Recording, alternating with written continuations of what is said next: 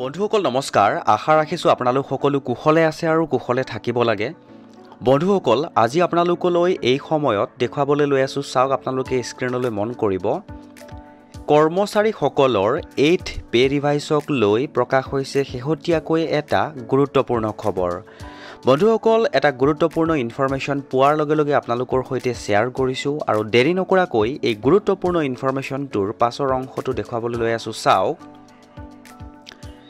শেহতীয়াকৈ যিটো খবৰ প্ৰকাশ হৈছে সেই খবৰটোক লৈ কৰ্মচাৰীসকলৰ মাজত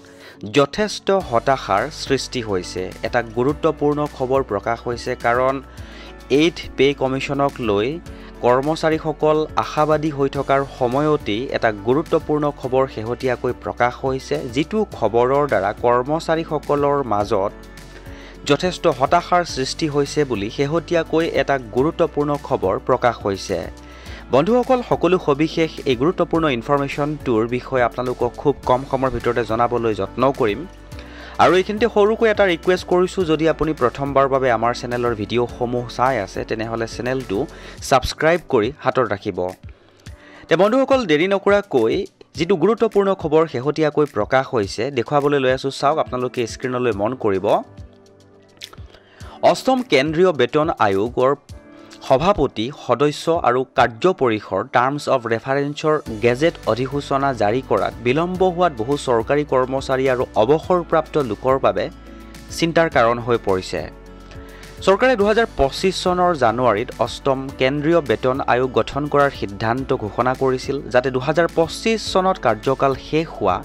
সপ্তম বেতন আয়োগৰ সলনি 2026 চনৰ 1 জানুৱাৰীৰ পৰা নতুন বেতন আয়োগ কাৰ্যকৰী হ'ব পাৰে কিন্তু টাৰ্মছ অফ ৰেফাৰেন্স আৰু আয়োগৰ সদস্য চূড়ান্ত কৰিবলৈ হোৱা বিলম্বই ইমানেই জটিলতাৰ সৃষ্টি কৰিছে যে 2026 চনৰ জানুৱাৰীৰ সময়সীমা মিছ হ'ব পাৰে বুলি বৰ্তমান সময়ত সন্দেহ কৰা হৈছে জানুৱাৰীত মন্ত্ৰীসভাৰ সিদ্ধান্তৰ সময়ত কেন্দ্ৰীয় মন্ত্ৰী অশ্বিনী বৈষ্ণৱে কয় যে সভাপতি আৰু দুজন সদস্য শীঘ্ৰে নিযুক্ত কৰা হ'ব কিন্তু এতিয়ালৈকে তেনেকুৱা কোনো ঘোষণা হোৱা নাই ষ্টাফ সাইড জেচিএমে কয় যে টাৰ্মছ অফ ৰেফাৰেন্সৰ ঘোষণা নোহোৱা আৰু চৰকাৰে স্পষ্ট আৰু সময়মতে জনসাধাৰণৰ মাজত প্ৰকাশ নকৰাৰ ফলত কৰ্মচাৰী আৰু অৱসৰপ্ৰাপ্ত লোকৰ মাজত সন্দেহ আৰু আশংকাৰ জন্ম হৈছে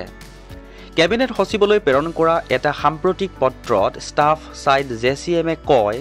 যে এই বিলম্বই কৰ্মচাৰী আৰু অৱসৰপ্ৰাপ্তসকলৰ মাজত অসন্তোষ আৰু অনিশ্চয়তা সৃষ্টি কৰিছে এই সন্দেহসমূহ আঁতৰাবলৈ জেচিএম ষ্টাফ সাইডে চৰকাৰে অষ্টম বেতন আয়োগৰ কাৰ্য পৰিসৰৰ মাজত এটা স্পষ্ট আৰু ব্যাপকভাৱে প্ৰচাৰ কৰাৰ নিৰ্দেশনা শীঘ্ৰে জাৰি কৰিবলৈ অনুৰোধ জনাইছে যাৰ দ্বাৰা কৰ্মচাৰী সমাজৰ মাজত বিশ্বাসৰ পুনৰুদ্ধাৰ কৰিব আৰু লগতে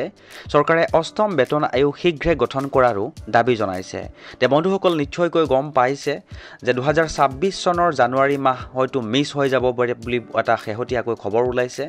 বন্ধুসকল এটা গুৰুত্বপূৰ্ণ ইনফৰমেশ্যন পালোঁ পোৱাৰ লগে লগে শ্বেয়াৰ কৰি দিলোঁ যদি ইনফৰমেশ্যনটো ভাল লাগিছে তেনেহ'লে আপুনিও এবাৰ শ্বেয়াৰ কৰিব বুলি আশা ৰাখিলোঁ